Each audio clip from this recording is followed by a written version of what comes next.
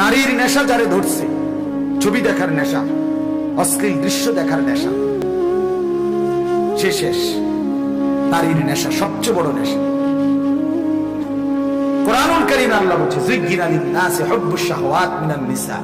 এক নাম্বার আল্লাহ বলে এই পৃথিবীতে আমি যত জিনিস আকর্ষণীয় বানিয়েছি মানুষের জন্য, সবচেয়ে প্রথম এক নাম্বার নারী।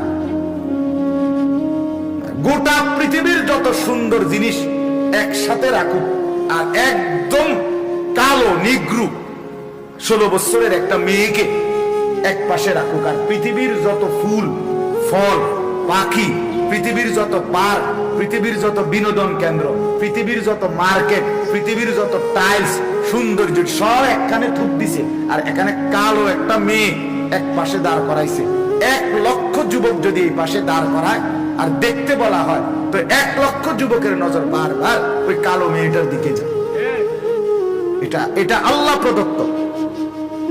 মানে এই যে নারীর প্রতি এই আকর্ষণ, এটা আল্লাহ প্রদত্ত।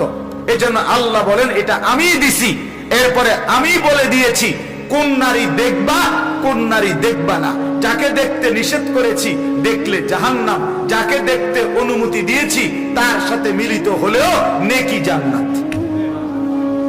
এজন্য হাদিসে স্পষ্ট আছে, আল্লাহর নবী বলেছে হালাল স্ত্রী, স্বামী স্ত্রী যদি মিলিত হয়, নবী বলছেন সরাসরি আল্লাহর রাস্তায় সাদকা করার সওয়াব পায়। এক সাহাবী জিজ্ঞেস করছে, ইয়া রাসূলুল্লাহ, যৌবনের চাহিদা পূরণ করলো স্ত্রী সহিত এত নেকি হবে? সুবহানাল্লাহ, নবীজি এত সুন্দর উত্তর দিছে। আল্লাহর নবী বললেন যে হে সাহাবী, এই মানুষটা যদি কোনো ভিন নারীর সাথে এই কাজটা করত, যদি অনুমতি নাই